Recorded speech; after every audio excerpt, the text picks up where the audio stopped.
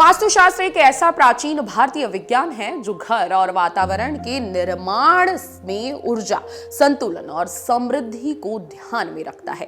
इसके अनुसार घर का प्रत्येक कोना और हर एक वस्तु का स्थान हमारे जीवन में गहरा प्रभाव डालता है। वास्तुशास्त्र में यह माना जाता है कि घर में सही दिशा, स्थान और ऊर्जा का संतुलन बनाए रखने से सकारात्मक ऊर्जा का प्रवाह होता है, जिससे जीवन में सुख, शांति और समृद्धि आती है। वहीं गलत दिशा में रखी गई चीजें या वास्तु दोष नकारात्मक ऊर्जा का निर्माण करती हैं, जो जीवन के विभिन्न पहलुओं पर प्रतिकूल असर डाल सकती हैं।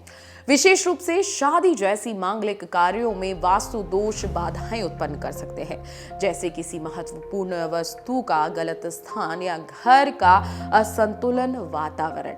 इस प्रकार वास्तुशास्त्र के सिद्धांत का पालन करके हम नकारात्मक ऊर्जा से बच सकते हैं और अपने घर में सकारात्मक माहौल बना सकते हैं। जी हाँ, वास्तु हमारे जीवन के लिए बेहद जरूरी है। अगर गलत वास्तु है या वास्तु दोष हमारे घर पे है तो हमारे घर में कई तरह की मुसीबतें आ सकती हैं, और इन्हीं मुसीबतों में से एक है शादी वाले घर में वास्तु दोष होना या किसी की शादी ना होना।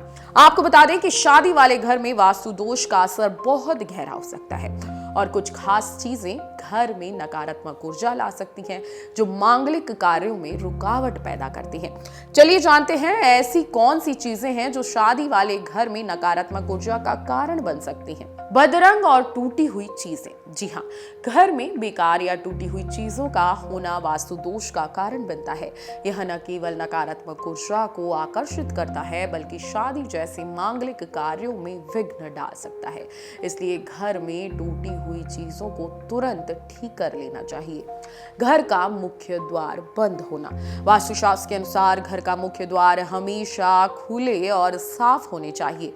अगर मुख्य द्वार बंद या अड़ा हुआ होता है तो यह घर में नकारात्मक ऊर्जा का प्रवेश करवाता है और मांगलिक कार्यों में बाधाएं उत्पन्न होती हैं।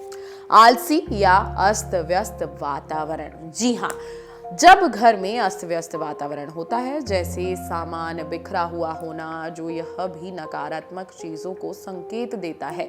शादी के लिए जरूरी है सुख शांति का वातावरण होना और वह बना रहना, जिससे मांगलिक कार्यों में रुकावट ना आए। लेकिन अगर सुख शांति का वातावरण नहीं होगा तो मांगलिक कार्यों में रुकावट आएगी, क्योंकि ये वास्तु दोष का कारण होता है।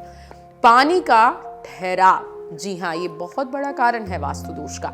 पानी का ठहराव या घर में गंदे पानी का संग्रह भी नकारात्मक ऊर्जा का कारण बनता है। वास्तु के अनुसार पानी को साफ और बहता हुआ होना चाहिए, क्योंकि ठहरे पानी से घर में नकारात्मक शक्तियां आकर्षित होती हैं, जिससे शादी के काम में परेशानी आ सकती है। दर्पण का गलत स्थान पर होना। जी हाँ, हम ध्यान नहीं देते, कहीं भी शीशा लगा देते हैं अपने घर में। अगर घर में दर्पण गलत स्थान पर लगे हों, जैसे सोने के कमरे में या दरवाजे के सामने, तो यह भी नकारात्मक ऊर्जा का कारण बन सकता है। दर्पण का स्थान वास्तु के अनुसार सही होना चाहिए, ताकि घर में नकारात्मक ऊर्जा का प्रभाव रुक सके और सकारात्मक ऊर्जा बनी रहे। इन बातों का आपको बेहद ध्यान रखने की जरूरत है। शादी के घर में वास्तु के अनुसार तैयार करना आपको बहुत जरूरी है। शादी जो भी काम आप कर रहे हैं, वास्तु के अनुसार ही वो काम करें, नहीं तो मांगलिक कार्यों में रुकावट आएगी। अगर आप वास्तु के अनुसार सारे काम करते हैं तो किसी भी काम में आपकी कभी रुकावट आ ही नहीं सकती।